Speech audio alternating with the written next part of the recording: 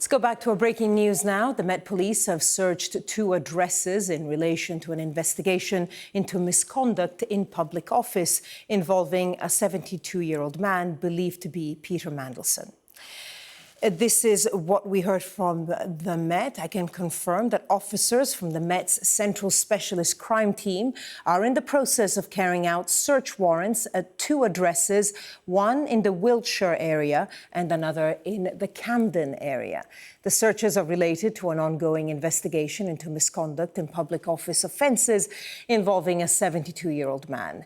He has not been arrested and inquiries are ongoing. Let's speak to our political correspondent, Rob Powell. Rob, considering everything that we have seen develop over the past week, how big a development is this one?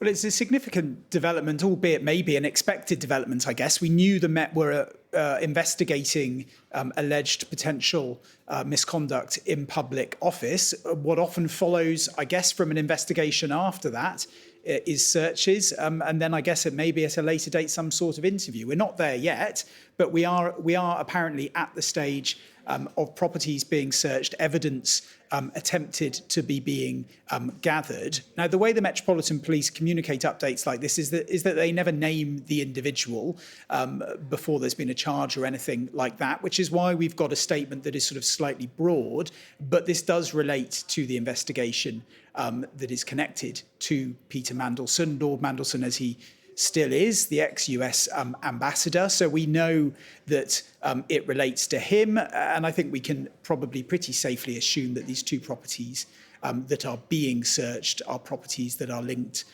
or owned or occupied by Peter Mandelson as well. We do know that he has a property in Wiltshire, and we know he has a property in North London as well. And indeed, cameras and journalists that are at Peter Mandelson's London property have reported fairly recently that a man dressed formally had arrived at the property, held up ID and went inside. So we can't say for certain that that individual was a police officer, and that's what these searches were about, but clearly movement and developments going on at those properties. Just to recap what the investigation stems from, it stems from information that was released in the big dump of files related to Jeffrey Epstein. That contained emails that appeared to show Peter Mandelson leaking sensitive information to Jeffrey Epstein, the disgraced financier and convicted paedophile, relating to things like EU bailouts, related to things like Gordon Brown, the Prime Minister at the time's